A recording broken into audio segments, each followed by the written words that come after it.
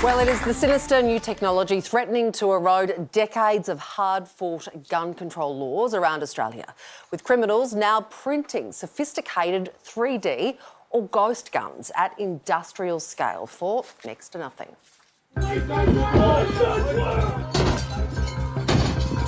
Queanbeyan, New South Wales. Police bust a major alleged backyard gun manufacturing ring, seizing more than $100,000 in cash and homemade firearms across several properties. This organised crime syndicate definitely had the capability of privately manufacturing multiple firearms. Experts say the raid is just the tip of the iceberg. In garages around the country, criminals are printing pistols, rifles and even semi-automatics at mass scale, flooding the black market with untraceable weapons like this one.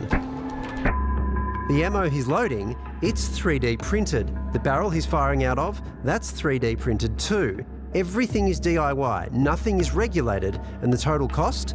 Less than $100 US. If you just want the base grade model, you're looking at $2,000 to $3,000 for the printer and a few $100s for the materials. The first 3D firearm was printed back in 2013, but major tech advances mean ghost guns are now often indistinguishable from traditional weapons. This trend is alarming for law enforcement. We are seeing weapons that are no longer just a single shot weapon. They are now capable of being semi-automatic and they are high-powered. All you need is a 3D printer, the right materials, and a blueprint similar to Lego instructions easily picked up online. That ease of production now in danger of wiping out the gains made by our world-class gun laws created in the wake of 1996's Port Arthur massacre.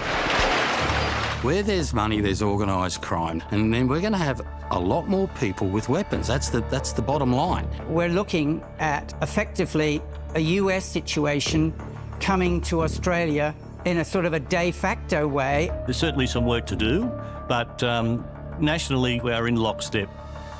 We are united in making sure that Australia remains the safest that we can be. It's illegal to make a 3D gun in Australia, but when it comes to owning the instructions, only New South Wales and Tassie impose severe penalties for possessing a gun manufacturing blueprint. In other states and territories, it's perfectly legal.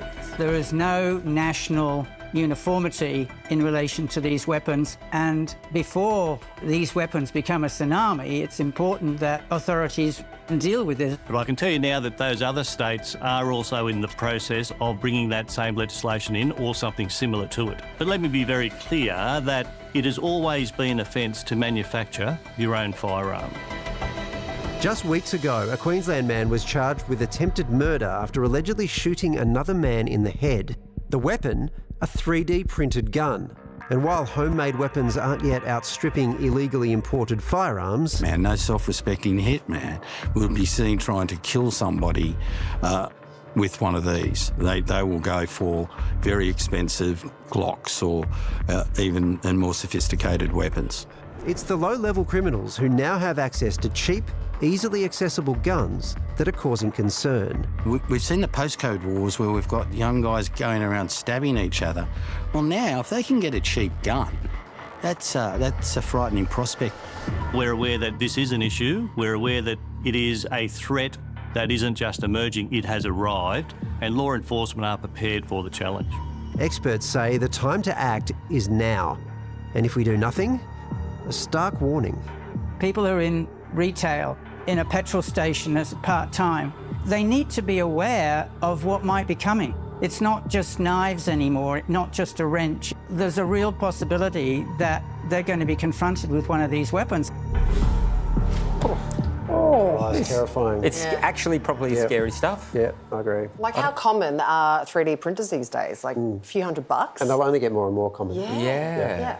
They have to really rush, and police are really worried about this. That this is not toys. This is dangerous weapons. And police are making it a priority to rush through these laws. And if you have a blueprint, that's like holding a gun in your hand. Yeah, because if that's the offence, then they can stop you from actually making it. Yeah. But also the sort of people who want to print a 3D gun are the sort of people that would break the law. Yeah, it's not about them, though, it's about policing it.